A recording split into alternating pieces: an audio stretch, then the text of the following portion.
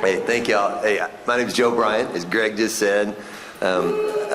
Yeah, I run a site called Football Guys with a bunch of these folks back here, and it's a pleasure and honor to be able to do that with them. But we're going to talk just a second, and I don't know how much you guys help guide me on this too. This topic may not be as much of interest as it was a few years ago because there's a lot of people already started in the industry. But the question I get a lot is, how do I get started? What do I do? How do I get a foot in this industry? And I just wanted to share with y'all a few things that I've seen over the years. This is not theoretical for me. We've been doing this for 25 years now, so we've got a pretty good vision, and we've been able to see a lot of what works and some of what doesn't work. So that's what I'm going to talk about. I thought I'll just lay out what we'll do quick. I'll do a few minutes of me talking, and then I want to bring some of my friends up here that have insights on it, that have done what we're talking about, and then mostly Q&A. I think that'll be, I want to bring value to y'all on this, so y'all be thinking of questions you might want to ask. The one thing I get most of all, or let me ask you this, is anybody in here not yet creating content, either written or podcast or video? So everybody here is starting to do something? Okay, a little bit of this. And that's a lot of that, guy. That's a lot of people doing that. And what the main point, if you don't hear anything else I say today, the one thing I want you to hear is we are in this together, right? This is not for me to win doesn't mean the next person over there needs to lose, right? This is not a zero-sum game. And I think a lot of people have a hard time getting that through their heads because we do compete. I mean, I compete with a ton of people in this room here, but it's not a zero-sum game.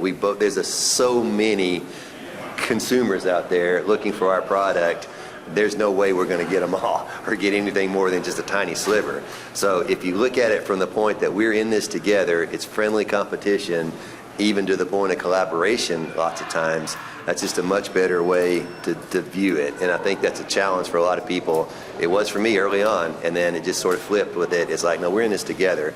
So I would encourage y'all, make the connections, keep doing the things you're already doing. I see a ton of this out here happening already, but keep doing those things, making that connection. That'll serve you well. All right, the question I get asked, how do you make great content? Or how do you get a foothold in the industry? And my answer always is, make great content, right? That's easy.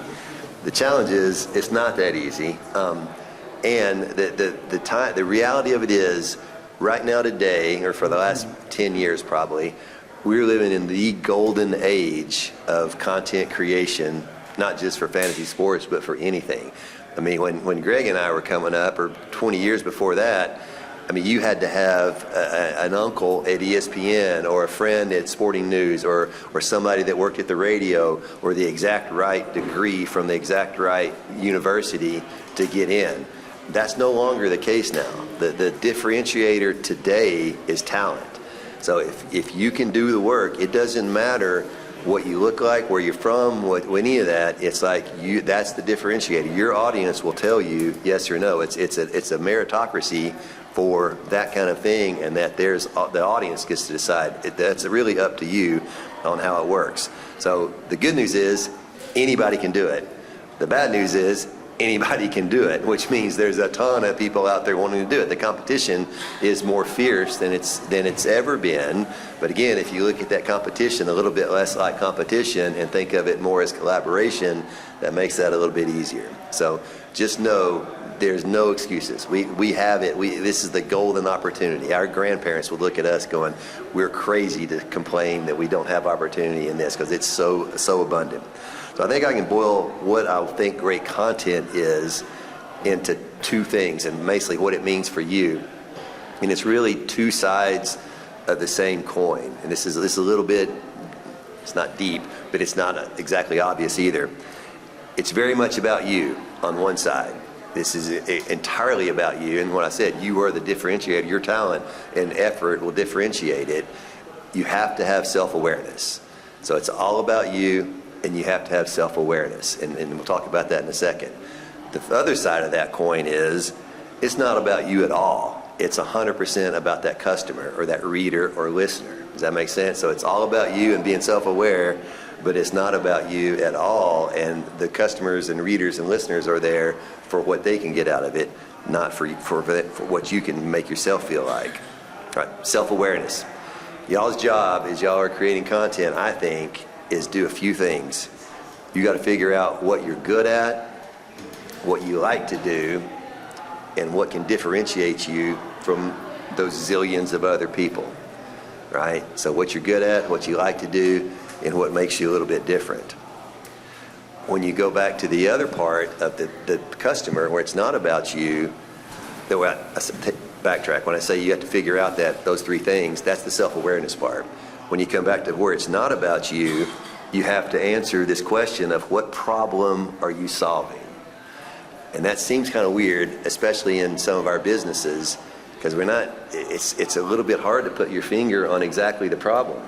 Maybe the problem is people are bored and they want a little, okay, thanks, man. Jagger's my helper here. Good job, Jag. Well, that does sound better, doesn't it? Did y'all hear anything that I said before that? Okay.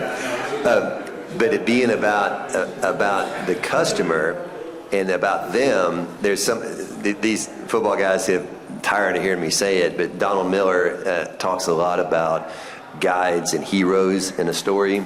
In a movie, say in Star Wars, Yoda's the guide and Luke is the hero, right? So many companies, I think, get that order wrong in that they try to present as the hero to their customer.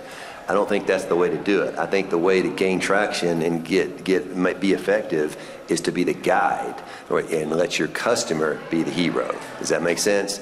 And you think about it, tons of stories are that exact same format. I mean, Rocky and Hunger Games and Star Wars are all pretty much the same movie, whether you have Luke Skywalker or Rocky or Katniss being the hero, and then you have Yoda and Mitch or Mickey and Haymitch, right, as the guide. So if we can present ourselves as the guides, we'll have plenty of heroes that want to listen to what we said.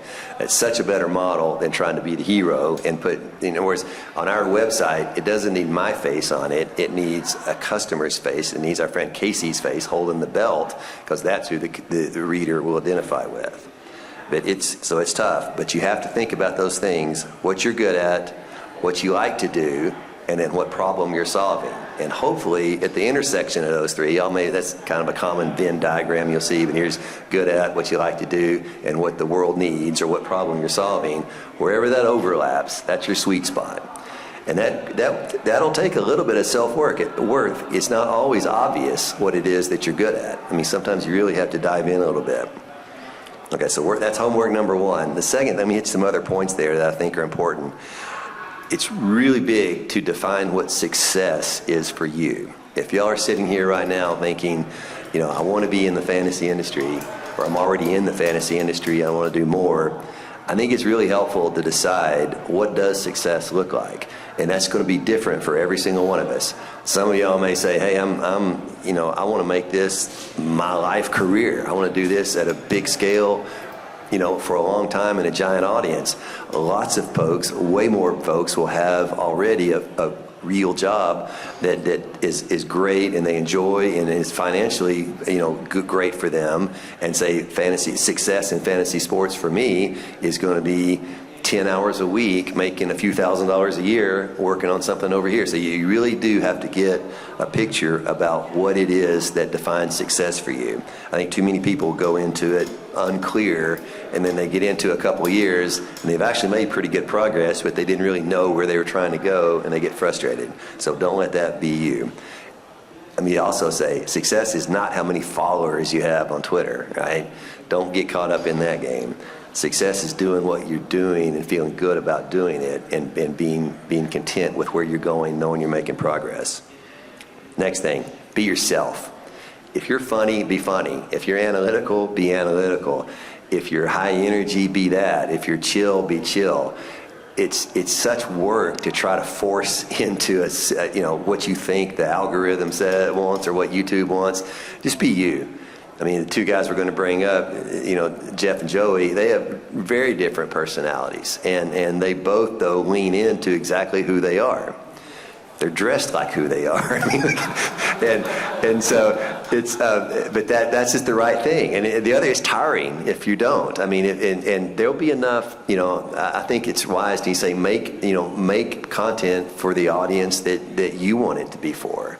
And usually hopefully that's something similar to the who you are. So don't get caught up. You see these other people out here doing, I was talking to Derek Brown just a second ago, and Mike Tagliari, our friend that passed, he's now doing the primer, and it was like, it was different than tags. And it was like, it's supposed to be different than tags. You're not supposed to be tags, you're supposed to be Derek. So be yourself. Different styles work. There's enough out there. Trust me, there's enough out there. I don't think anybody's that weird that there's nobody else like them that can have an audience. So be yourself, and the rest will follow. I'm weird. It doesn't give me an audience. Another thing, social media. Everyone here probably has a love-hate relationship with social media, and that is what it is. But let me tell you one thing that's not in question about social media is that it's pretty much your job interview when you're looking for a new place to work. It's no different than anyone else. If you meet someone, a new friend or a neighbor, or someone introduces you to your friend is dating someone and you want to check him out a little bit and stalk him, what do? You look on Twitter, right, or Facebook or Instagram or TikTok, or you want to find out more about him, and your opinion of that person is going to be pretty heavily influenced by what they've posted, right, for better or for worse. So if, just know that going in, when you're out here looking, if for folks that want to move on to another job or a bigger job or whatever they want to do, know that most every person, just exactly the way I will, when we consider hiring someone, we're going to look at their social media. That's basically their job interview. That's a huge advantage for people employing, because it used to be you never could see that. Everybody's resume looks great, but when you see, actually how they're living their life and what kind of content they're doing and how they do it, that matters a lot. So just know that going in, that's important. Do things like use your real name. I mean, if you really want serious about being in the business, it's okay to have a fun handle or whatever, but let it be known this is your real name, because that's how you're hopefully going to work at the job one day, with your real name. Do a real picture. Don't post anything on there that you don't want a prospective employer to see, because they're going to see it. Another point, when you first get started, and most of y'all may be past this stage, but when you first get started, you're going to suck. When you write this stuff, it's not going to be good. I bet anybody in here that's done anything for any amount of time will look back at their older stuff and kind of cringe.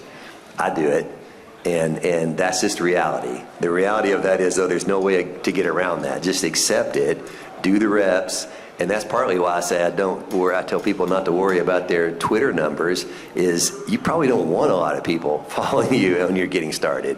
It's okay to just do the reps and do the work and put that content out and start building those muscles that are doing that, and it's because your early stuff is not going to be good. Find someone that's another side point to that. Find you a jagger that will tell you when you're not doing something right. Tell you the mic needs to be closer to your face.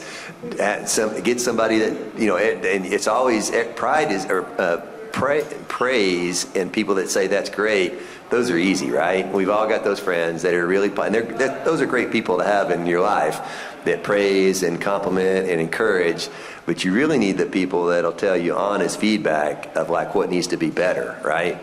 What does they say? Praise is for amateurs and feedback's for professionals. There's some truth to that. And so get better, learn. The only way you're going to not suck is to two things: do more of the thing, like anything, repetition helps, and then also listen to feedback and get better. That's just the way you do that. When you say, well, what does suck mean, or what's a bad article? In general, it's usually things like it's too much fluff. It's a podcast that opens up with 5 minutes of chit chat when people are busy and they want you to get right down to it, right? Or it's an article that doesn't hook a person in from the first line and makes them want to read the second line. Grammar. In this day and age, y'all, every single person, there's no excuse for having grammar that's not right when tools like Grammarly exist for free, right? That's a no-brainer. Good grammar has almost become a starting stake there to get in there. Sometimes this one maybe work for some people, but not. But I see a lot that's too People are getting just too hot takey. They'll take this, it's obvious they're just going out and trying to grab and shock and just be different for the sake of being different. You want to be a little different. You don't want to be like crazy off the chart different unless you can really back it up. Another one is drama. A lot of people get in, you see this, and it's just, you see people on Twitter, and it's just this constant drama. Maybe some employers are looking for that. In my experience, most are not. So it's like you don't need to have something that's a constant argument. But the biggest thing is just reps. Get in there and keep doing it. I think it was Bob Harris said that today, talking to him. He's like, it's reps. Just get in, repetition, repetition, repetition.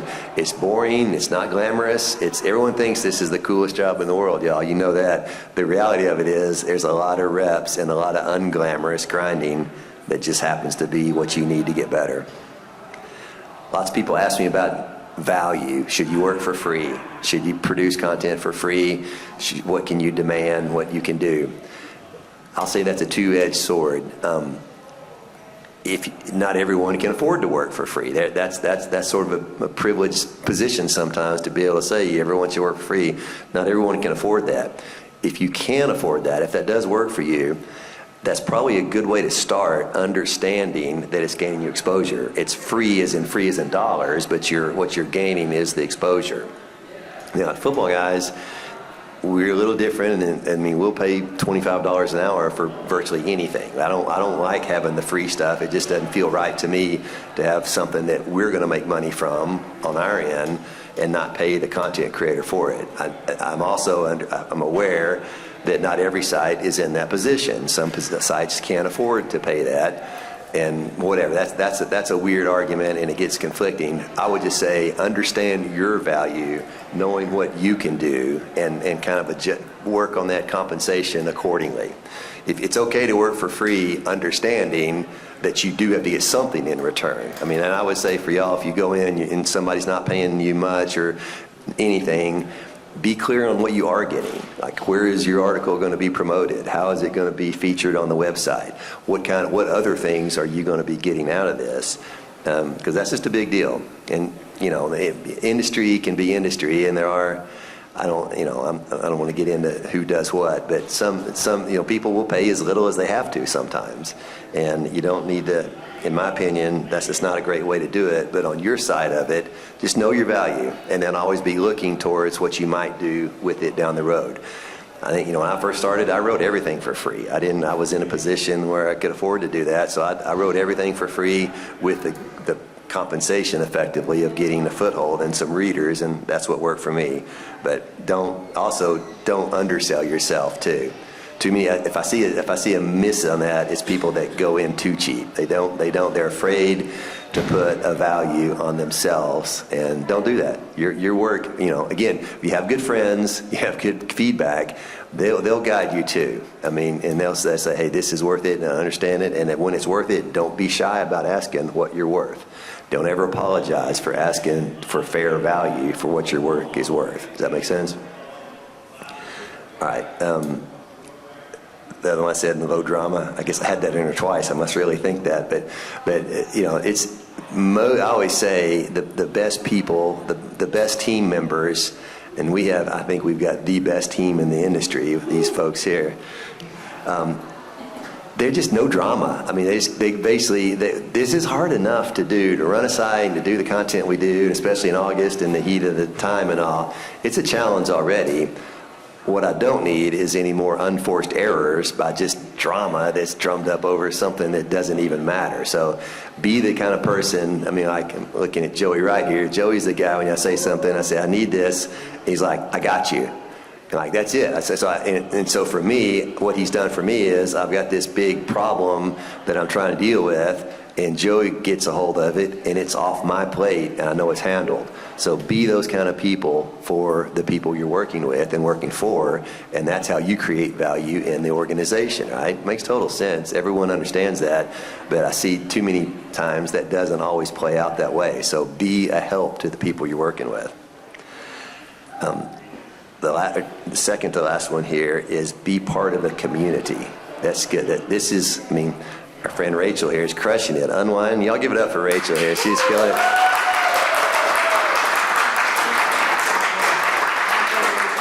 I told her I was going to embarrass her when she's here, but that's so good. It's like you just need it too many times, and in this internet age, I say that like an old person, don't I? I am an old person. That's why I can say that. It's the challenge is lots and lots of times we're not in an office environment with a group of people already. Lots of times we're at home and we got blinders on and we're on our laptop and we don't get a lot of feedback that's instant and helpful. Be find your people. Find a small group. I always say find a small group, but then find a bigger group too. I mean, get 3 or 4, maybe 5 or 6, but some people, again, that'll give you that feedback, tell you the hard truths and tell you what you need to hear. But then get a bigger one too. Sometimes it's really sweet. That can be, and it can look like a lot of different things, whatever your style is. If Twitter chat's great for you, or group chat, or whatever, text, that kind of thing. Just find your people that you can ask, and then it gets into like just random things. Like you'll ask, it's not. It gets to be past who's doing this. It could be like, who's good for doing bookkeeping on this thing, or who's good for, who's a good video editor, or who's just start leveraging networks of people that know other people.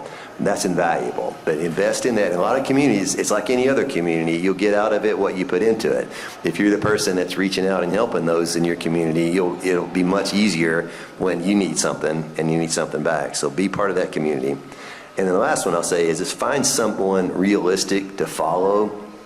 And kind of, when I say follow, I don't mean, again, copy, but just say, if you're your first year in the industry and your goal is to be Matthew Berry in 5 years or 20 years, that's pretty far down the road. I always tell people, look at someone like 5 years down the road from you, or 10 years down the road. That's a lot more realistic to see, and especially when you get older people like Matthew and I, they've been doing, the industry's different now. I mean, Andy Behrens was on this panel one time, and I asked him what he would do to if you were starting over, and he would say, I'd get a time machine and go back to 1997 when there was nobody else doing this content. Well, in other words, to be good today is a lot different than what it meant to be good 25 years ago. So find someone that's doing kind of what you would want to do and say, that it's reasonable to expect I could do that in 5 years. Does that make sense? I mean, you see that sometimes in fitness, right? If if you want to get from here to there, find someone somewhat in your situation and think how you, and then look at what they're doing, right, Greg? I mean, you look and see. And ask them questions. Right, ask them questions. That's right. This community will help you. That's right. That's right. And most people are super glad to be able to do that. And I've been blessed to be able to do this long enough now. I see people, that the Matt Harmons of the world that, we were with us then, and now we're doing their own thing. Now they're helping the next generation. So it's a beautiful thing to see it kind of continue on and do that. But most people in this space are pretty open to helping. And you have to do it the right time. You can't do it on Sunday morning while they're setting lineups. You got to be thoughtful about when and how you do it. But don't hesitate to ask for some feedback and see what's happening. But some of the longest running people doing this, I know, guys like Bob Harris, he spends a ton of time helping folks, and that's just such a beautiful thing to see. But a lot of times the younger side is a little bit hesitant to ask, or they feel like they're bothering people. You're not asking. If you're not bothering, they'll tell you. And also, don't get your feelings hurt if you ask 10 times or 10 different people and only 2 of them reply back. That's just a numbers game too. So, but find something realistic that's a few years down the road from where you are and kind of model that. Does that make sense? All right. Joey and Jeff, you guys want to come up here? I want to bring these 2 guys up. And these are 2 of my favorite football guys people. Yeah, give it up for them. I think we have one mic. No, that's Joe's job. That's Joe's job. These 2 guys are awesome, and the reason I picked these 2 is because they do, not only are they different personalities, with Joey being shy and doesn't want to talk to anybody and real understated, they have different kind of life situations and job situations. Jeff is a very successful professional. He's not going to give up. I don't think that was the joke there. I'm not going to say you're a loser, Joey. I mean, It's like, there's Joey. there you go. But Jeff works out best with this being a part-time thing that he's doing with Football Guys. And I say part-time. Part-time this week was probably about 60 hours for Football Guys. But Jeff has a regular job that he is not going to quit, that is works great for him and his family and all that. And he is not trying to do anything different than that. He's going to do what he's doing on that, and then as it works out, as his schedule will allow, Jeff works in the accounting field. It's like April, I don't get a lot of work out of Jeff and Football Guys because he's buried with his real job, or his regular, not his real job. His real job is Football Guys, but his regular job is accounting. And so, and most of our people at Football Guys are that way. They have other jobs, and we have always felt it worked great. And what's worked great for us is I realize I've got to be second place in that. I've got to accommodate what the other. We have several folks that are teachers and this and things. So it's like summer is going to be great, but then come September, it may not be that much. So Jeff comes from that world, and that's how I'm going to guess most of the people in this room and in this conference this today are in Jeff's situation. Joey is a little bit different in a situation that he was in a job that I was able to pull him all the way out of and get him to do full-time at Football Guys. And so most people, you know, there's a lot more, again, in this industry in Jeff's situation than Joey. So, and that's why I thought both of them bring a pretty interesting mix to it. Aside from being said a lot more about Jeff than you did me. Okay, I know. I take a lot more explanation than you, Joey, so. But what I want to ask you guys, like you've been through this process. 10 years ago, y'all were sitting in the seat of like, hey, I'm not making any content in this space, and how would I get started? So I would say, and Jeff will go with you first, if someone would, you know, ask you, hey, and I'm sure they do ask you this, how do I get started in this space? What do you tell them? I'd tell them to listen to Joe's talk, because I think Joe hit all the relevant points in a more quickly way than I would, because that's what Joe does, and he hits it right on. I would say going to something like this is a fantastic start. Learning and taking advice from everywhere that you possibly can. I think that, I'm not going to lie, I was very lucky because I happened to get involved in the industry when a lot of other people are getting involved in the industry. And that forced doors open and kind of forced everybody to be able to open their mind and look for new and different talent. And along that path, I listened to what Joe had to say. I know Scott Fish always talks about be kind, work hard. Matthew Berry would always talk about be the very best you. And those aren't just like catchphrases, those are pieces of actionable advice. And so listen, take that advice. Identify what your path is, where you want to go. If you want to be here at Football Guys, get to know Football Guys. Read our content, understand our content, become part of our Football Guys community while you're working and be developing your own content. I mean, there's not a degree you need to do this job, but at the same time, some of that talk about doing work for no compensation or all that requires a lot of self-start to do this job. And by having that willingness and putting that time in there, learning those opportunities, developing,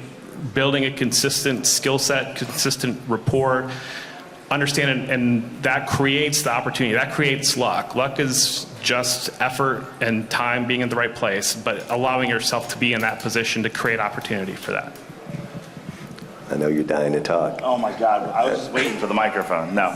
I have been so fortunate to be where I am sitting up here today. 4 years ago, I came to this expo bright-eyed, bushy-tailed with like a article job at a company, and I was writing the waiver wire article. I was really excited, but I wanted to meet these people that I've met on Twitter, and thank God I did, because networking is a huge part of it. But this year, I felt like I needed to give back a little bit more, so I started taking some meetings. If I saw people, little peek behind the curtain, I run a lot of the Twitter account for Football Guys, so if you get a comment from Football Guys, most likely it's me, but we get a lot of DMs that ask like, hey, how can I get started? And I started responding to those, hey, do you have 30 minutes this week? Let's sit down and talk. And the first thing I would ask someone is, what are you good at?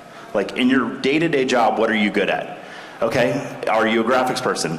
Find a company that needs graphics and apply it there. If you want to do content, that's fantastic. Please, that will open the door so quick to doing content.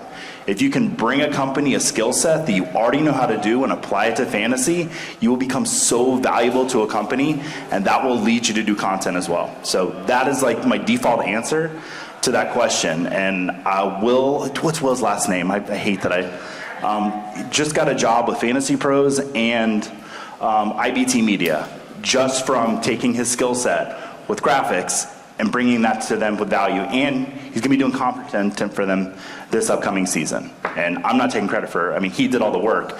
I just said, hey, look at it this way instead of that way. So, yep. Good answer, Joey. That brings up another good point, too. Everyone thinks, or it seems like too many people think, job in the fantasy industry means being behind the mic or behind the camera or writing content. There are a lot of jobs like that in the industry. There's a ton of jobs, though, that people don't talk as much about, of like the editing or video graphics or making thumbnails or all these other things that, I mean, we at Football Guys, when we look out for hiring, what we need, we have a lot of content creators already. I mean, we've got a lot of people that are creating excellent content, and we love that. And there's a lot more of those even out there. Where we don't have as much help as we could use are things like video editing and graphic design and stuff like that. I'd also encourage one of the things to like Jagger, you should have been up here as well, because you hit the exact perfect path. I think that a lot of people can do is Jagger. Most people don't know this. Jagger started with us just editing video. I mean, he wasn't meant. It was pretty obvious about 2 minutes into the interview that he was eventually going to be doing video content and talking as great as he is at that. But he didn't start that way, interestingly enough, I could see that obviously. But I was clear with him. I was like, Jagger, I want you to understand this is a video editing job, and he got it, and he crushed video editing. And then, sure enough, something came up. There'll be somebody can't make a show or something, and then Jagger's right there in the right spot, going, "Here I am." And instead of me having to find something, it was like, again, he was helpful and solved the problem that very easily for me. So I think that's a perfect path to get in the door. You probably won't be doing your dream job when you start. I don't know that anybody's done that, but just get in there and you did. And then Joey's the same way. I mean, there's a ton of stuff that Joey's done with community ambassadorness, and that's a good word right there. I can't believe you let me pick my title. I know, I did. I let him pick his title. But that's not a, quote, normal content creator type job, right? But he crushes it. That's right. He does like 4 jobs. But when you talk about what you like, what you're good at, I mean, this is like his dream scenario for what he's fitting his skill set and what he was wired to be. Those were the work, like last year, a peek behind the curtain. I approached Joe about going full-time and how could we make that work, and he told me to literally go home and design my dream role for the company. And so he's talking about people living their dream roles, like getting to come to things like this and just shake hands and talk to people and find out why you love fantasy football. That's just so much fun, and to get to make that to be my job, like, wow, that's crazy. I'll say one thing on that, Corey. Good job. When you guys, and also obviously, I say guys, I mean everybody. When y'all are out there looking at how to get in the door on a new place, one great way to do that, or here's what you don't do, is like, hey, can I have 30 minutes of your time to pick your brain about something? Well, most of these people you're going to be asking are busy. A much, much better way to do that is you go to my site, spend some time, identify what is needed on my site, and then make that thing, write an article. If you want to write an article, write an article and submit it, or edit an article. Take one that we've already done. That might be a little bolder, but show me how it could be better. But show me what you can do, right? I mean, in other words, show how you can bring value, not just like you want a job, right? Does that make sense? But because everyone, I mean, it's all about value. It's all about what you can bring to the table there. But I just saw that. I see so many. I get a lot of DMs that really aren't great DMs. It's more like that you can just sort of tell they're just shotgunning out, shooting out a ton of DMs. But if I see that someone has taken a little bit of time and looked at my situation and seen how, and then taken the time to do something about it and show us what they can do, that makes a ton of difference. Jeff, do you have anything on when you talk about behind the scenes versus content on the front end or being outward facing? Yeah, I'm very fortunate because I don't have to do the jobs behind the scenes to be able to make content. Now, I do some things behind the scenes, but no, but that really kind of goes into making it what you want out of it. If you do really want this to be your full-time job, I think Joe and Joey have done a fantastic job of laying out a path where what applicable skills. Just think about it as any business. If you were to want to work at any business, what would you add to the business? Remove the fantasy football portion. We're really a customer service company that makes fantasy football content, and so look at it as that approach. I think that the biggest thing, talking about your resume on social media, becoming somebody that Joe would want to see representing football guys. And if Joe sees that out in the community, somebody that he can say, this is a person that I could see representing football guys, that goes in along with that great work, that how you're handling yourself, and that's really, you're just building that package. And once you've built that package, understand you need to build that package, that's where you can kind of decide what your path is going to be. Do you want to be, I love my full-time job. I'm a CPA, I do taxes, I help people, it's really rewarding to me, it's an interesting thing to me, and it fits well seasonally with fantasy football. So it allows me the opportunity that I can focus harder in July and August and throughout the season, and then roll off and say I need to take a step back in this window. And I'm very fortunate in that regard. But decide what your path is going to be, and it doesn't need to be just seeing what somebody else's path is and say that's my path. Decide what your path is going to be, and I think that's the biggest thing. If you can do that, identify what those success markers are for that. You're not measuring yourself against, well, somebody else did this fast, why have I not done that? Right. You're measuring yourself against what you can accomplish. Right. Okay, last question for these guys, then we'll open it up for y'all. Receiving criticism online is a hard thing, and that it's really hard. And the younger I think you are in your career, the harder it is. But both these guys handle this great and do a great job with that. But I want to ask Joey, how do you, when you get an ugly email, ugly comment on Twitter, give us your magic on how you like judo flip that into something nice. Well, everybody's nice to me, so I don't have to deal with that. No, like if somebody comes at me and they're, hateful or rude, or I just try to think like maybe they're just having a bad day, and I always turn it into kind of a joke about myself. Now with the company account, I treat it a little differently, but humor I find kills a lot of that. And a lot of the times people, they'll send you like a really hateful thing about a take you had. And if you just kind of agree to them, meet them on a common ground, you'll find that their response to you, and you can preach this probably better than anybody, is, I have been the biggest fan of Football Guys for the longest time. I love what you guys do. Thanks for responding to me. You'd be shocked the amount of people, you've given them a thoughtful response that will give you a rational response as well. But yeah, that hate coming in at first, it's really hard, and you got to have a little thick skin sometimes. But yeah, if you can make a joke out of it, I like to do that. Sometimes you can't, but tell it to a grown-up out loud, and usually that kind of turns it into a joke a little bit. I know I've struggled in moments in the past, and my wife could see my mood change, and what's wrong? And she would say, was somebody being mean to you on the internet again? And what are you going to do? That was a big laugh. That was good. The fact that Jeff's got the biggest laugh up here is going to sit for a while with you. Yeah. I got that. Always works. I can slide it in there. That's right. That's right. Playing the straight man. That's right. I can do that. I'm right in the middle here. All right. Well, I'll say that they're both exactly right. Most of that stuff, I've lost track of how many times I've responded nicely to a mean email, and the instant response, "Oh man, I'm so sorry. I had no idea." Well, one, I had no idea anybody read this account or would ever read this, and then two, they caught me at a bad moment. They had too much to drink. They had a fight with their friend or whatever it might be. And so just let that go. Assume the ways you summarize that all in one sentence, assume the best. Just assume the best of that person. They're not that's probably not them, and assume the best. All right, let's open it up for y'all. And I told Rachel I was going to make her ask a question. Rachel, do you have any questions out there? All right. Oh, she take notes. See, that's why she's crushing it. Take notes, yeah.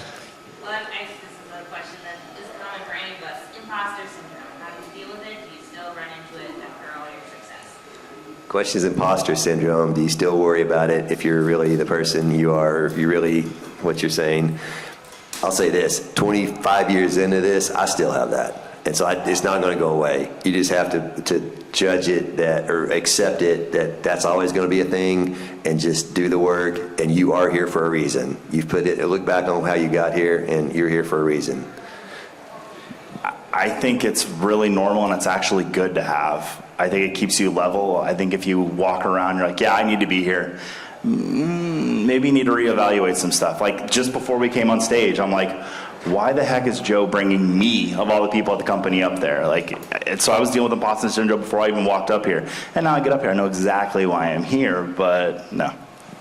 I think when you're working hard, it's really hard to have those negative thoughts and those negative voices. That's what I find with myself is and I talk, my friend Dave and I could talk about it when we're struggling with different things, and we both kind of just tell the other person, well, go write an article. And rage articles are something that I kind of have told friends of mine that if I'm just really upset about something, I'll sit down and I'll channel it into an article, and usually within those 2 to 3, 4, 7 hours sometimes of me making an article, I will have turned something that was a negative walking into it into fuel that became a positive coming out of it. And so I think that having those approaches, and the other thing too, the biggest thing that I've realized over the last year or two is that with my kids in the garage, I tell them tools are not toys.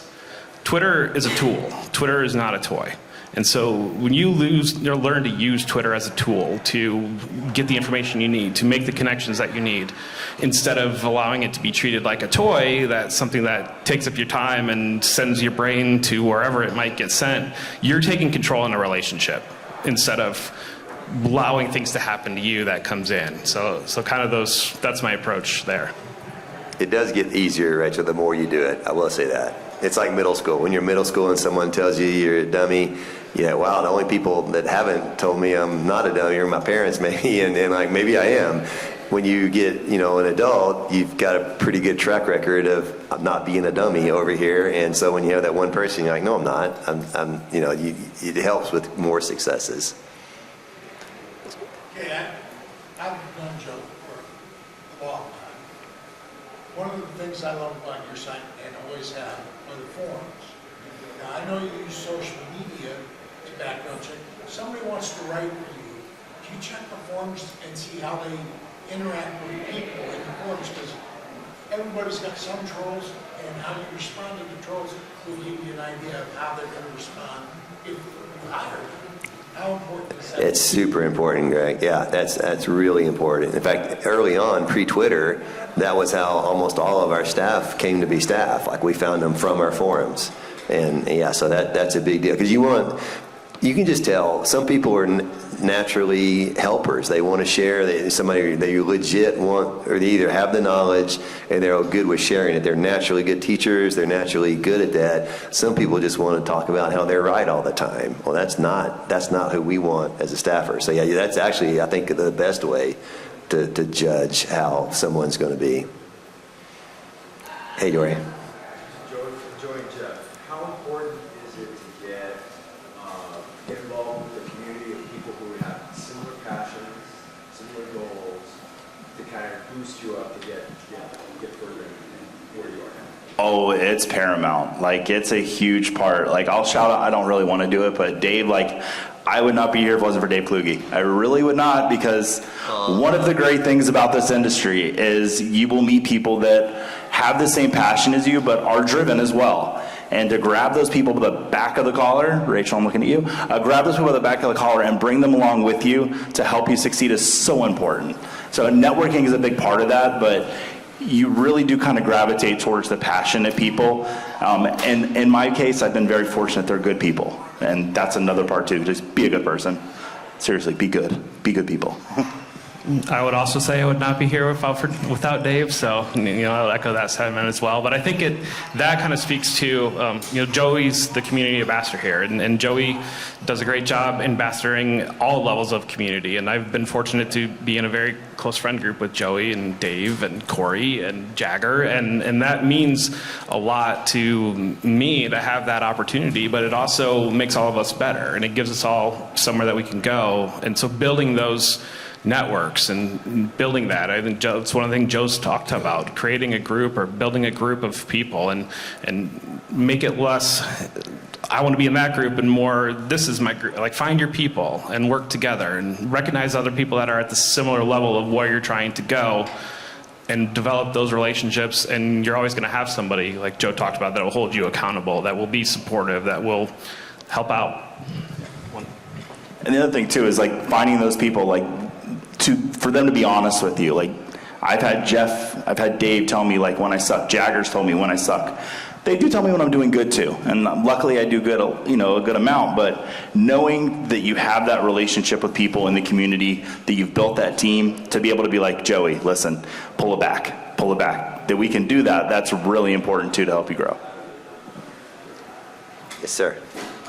What's like one of the ways that you found to foster like fans as opposed to like other content creators? It's like, it's great doing networking. Like, I started because I'm in Quebec and I just wanted to be able to interact with the rest of the fantasy community. But like, I think it's more of a slow roll, I guess, finding like people outside of that very like entrenched community. How have you found ways of attacking like those types of casuals, I guess? I think it's not that different than almost any other audience segment. It's bringing value.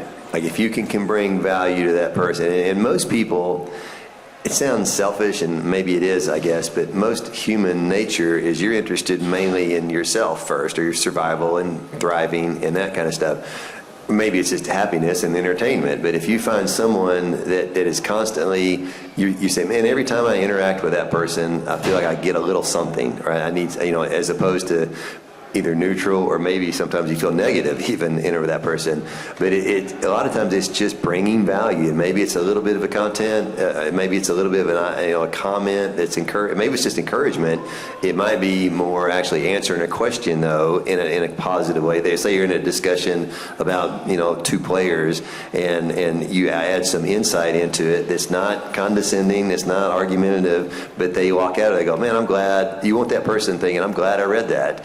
And that builds it. It's slow. It does not scale very well. That's that the relationships don't scale. Don't get too worried about that, because that's just life. But you'll build that one at a time. And Gary Vaynerchuk, I'm familiar with him, but he talks about early days of Twitter. He was 8 hours a day on Twitter.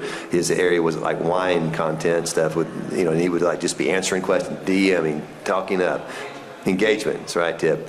So I think that's the small things really do it. Now you make the alternative way, you make some crazy big splash and you do something, outrageous. That might do it, but for most people, that's not the way. Consistency, being part of, you become part of somebody's routine, and then somebody you can go to, and you build a relationship. And it's all just relationship building. I'm somebody that I was fortunate enough, I have a decent following on Twitter, but mainly I've got a dedicated core group of people that I communicate with that ask me questions or that will call me out, we've built a relationship over years where I know you're trolling me, but you're trolling me in the right way. Like we're good there. We've got that relationship. But I think that's a big key there. You guys are all experienced. You're all adults.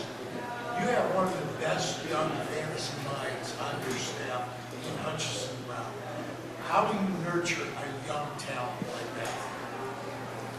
That's a great question, Greg, because I have 4 adult kids of my own now, so I'm a dad. And I remember when I met Hutch here, he was 14 years old. This is where I first met, 4 years ago. And he was with his dad, Andy, who's awesome. Andy was here a minute ago. Yeah, there he is. I remember thinking, wow, if I'm Andy, this is an interesting situation my son is about to get into here. He's 10 years younger, at the minimum 30 years younger than a lot of these people. And I was really happy. I'll try to make this without bragging on our culture of these people here, but that we didn't have to change a thing and welcome Hutch in, and Andy. I gave Andy, both of them, access to our base camp, our thing.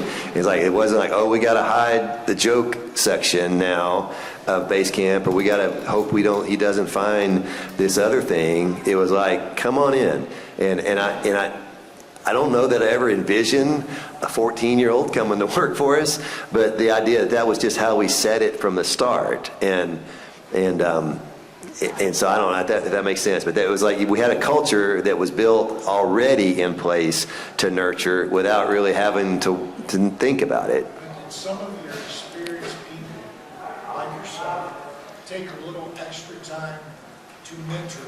Yes. Yeah, we did it. Bob's great. Bob wasn't there at that time, but several of us did that. And it's like, and you just, again, it's that feedback thing. Hey, Hutch, this was a thing we did. This could be better here. This wasn't strong enough here. And it's like, and it's easy, especially on base camp when it's all, just you screen. He's like, this is a college, a high school sophomore at this time we're talking to. It's like you expect he's going to get this perfect stuff. This is a very young man here that we're doing this, and so it was a little bit of grace and a little bit of that, but it was, honestly, it wasn't that unlike a lot of anyone else that's just getting started in it. Hutch is just naturally gifted to be advanced beyond his years. He just happened to be 14, but the truth is, it's the same way with a 24-year-old lots of times that come in, so. But yeah, it's funny you say that, Greg. That is probably a shortcoming, though, even with that in our company, is that we sometimes don't have enough time to get, because it's such a time-sensitive thing. Training camp reports have to be done tonight, and there isn't a whole lot of time for feedback on that because they need to start on next week's tomorrow. And we're in a kind of a weird industry that's very time-driven like that, so there's not as much time for feedback as you would like. I want to say something like specifically not about Hutch, but just in general, the Hutch of your company is you can also learn from them. I've gone to Hutch many times and like, Hutch, does this play? Does this work? Is this hitting, who you talk to every day? Because listen, I'm 42. I know I look so much younger, but I'm 42. And I'll say, Hutch, will this work if I put this out? Hutch has told me no. He's told me yes. And it's good to keep them involved in the decisions too, because they have insight as well. And that, I think, is one of the things that makes Hutch feel even more ingrained with the company and the Hutches of your companies and whatnot. And I think, too, with Hutch, most of us are at the age where we have kids that are closer to Hutch's age than where we are. But I think that overall with Hutch, and it just speaks to a company culture that we've cultivated, we never treated him like a 14-year-old kid. We brought him in and we knew he's going to fit in culture, and that's important. And we've always felt comfortable that there wouldn't be those questions about, hey, well, we've got a 14-year-old hidden here. What do we need to do? It's just Hutch is a football guy. Speaking of that paying it forward or paying it back thing, I don't know if you saw this, but there was a young guy that Greg had running around today, a 14-year-old, and I brought him over to Hutch. So I was like, here, Hutch is the 18-year-old now is like paying it down to the younger. It's like, how great was that? Yeah, right. Told Jagger that you're never ready for when you become Obi-Wan being taught by Qui-Gon to Obi-Wan trying to train Anakin in this industry, because it happens as fast as it happened in that movie. So. I want to pick back up the question that he asked earlier about kind of breaking out of making content for other content creators. Joey, I know you're probably well equipped to answer this question, but we talk about this all the time, kind of just the little things, explain abbreviations, and I don't want to say dumbing down. We talk about what we do to kind of make content that's as wide as possible. Yeah, so Dave is one of the smarter people in the industry, I think. God, why did I say that? Because you're going for the laugh. I know. No. Laugh yet. But Dave asked me earlier this year if I would help produce his Friday Best Ball show, because he was having trouble getting to the comments. And we once or twice an episode, I'll be like, explain that, Dave. As simple as something as simple as PPR. I know what PPR means. Pretty much probably everyone in this room knows what PPR means. But if the first time you're watching a show, we need to be able to appeal to them as well. So it's not necessarily dumbing down the content. It's taking 10 seconds to explain what PPR means, for instance. It can help that first-time viewer become a long-time viewer. And it's so important. And not that Dave doesn't think of that, but to have somebody that can be there who can kind of interject to be like, hey, you might need to bring this up. And whether that's an editor or a producer on a show, it's super important. It's a good question, Dave. I call it the curse of knowledge, that you can assume that your audience understands as much as you understand. We had a question back there in the white. You want to hide? 5 minutes, okay. So I just had a comment, just because those of you that are new and are aspiring to become content creators, at this time last year I wasn't at the expo, but I watched the recorded show that you guys have done with JJ and Alfredo, and I think you were on there too, Jeff. Yep. And, I took a lot of notes. And I took it on. I wouldn't be here without Dave Kluge either, so shout out to Dave. But today I had the opportunity to be on a panel, like a breakout main stage panel, because of the blueprint that you guys created. Okay, so it's a working document that is like, so this is proof that you can take that next step and believe in yourself. And football guys made me believe in myself, and made me believe that I can actually do something like this.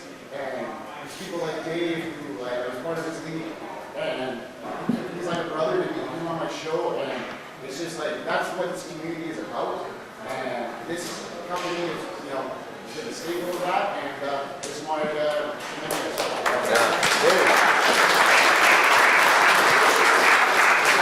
Thank you so much, Patty. That is so, that's incredible. Thank you. Quickly double down too, like, I would be here without you. Then thank you.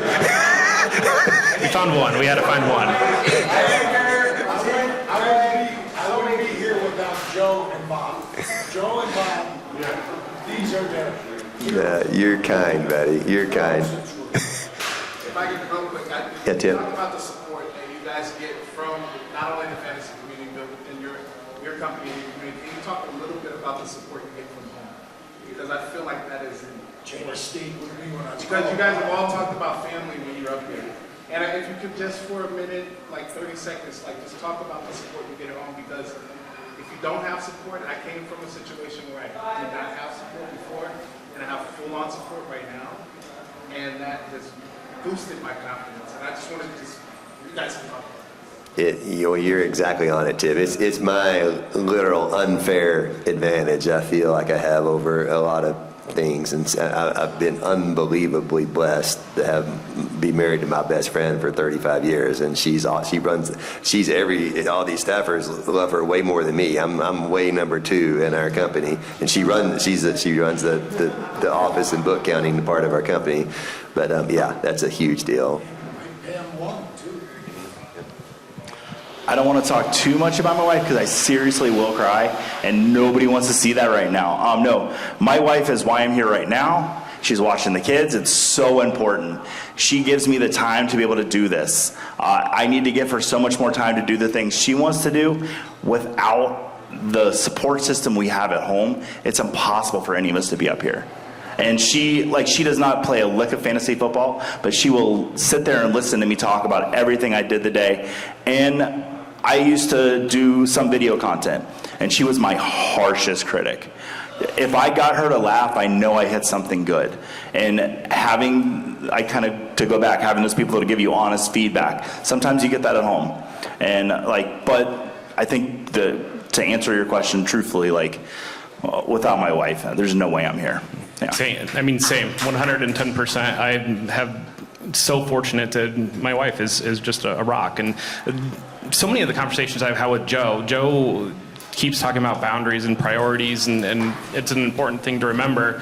And I definitely, when I got started, I threw myself very, very hard into the fantasy industry, and my wife supported me doing that. And then that helped me get to different stages, and now it's been a little bit more about setting boundaries. And Joe, the other day, sent me a message at 5:30, "Hey buddy, on this piece you wrote, we need to make a fix on that." And I told Joe, I'm putting the kids we're doing dinner, we're putting the kids to bed, I'll get to it. Fortunately, Bob Harris is a rock star in the company, and Bob jumped on it and fixed it right away.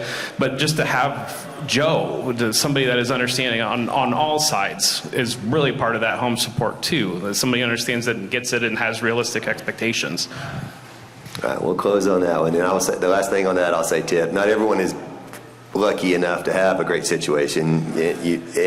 I would just say do what you can to improve that situation. So maybe, in a way, being a better partner, spouse, husband, whatever, is a way to be a better fantasy analyst. Put yourself in a better situation with your relationship, and that'll probably bleed over into your work. That makes sense. All right. All right. Thank y'all. Thank y'all so much. And we're going to be around the rest of the day, too. Come see us, hit us up there, and just let us know how we can help.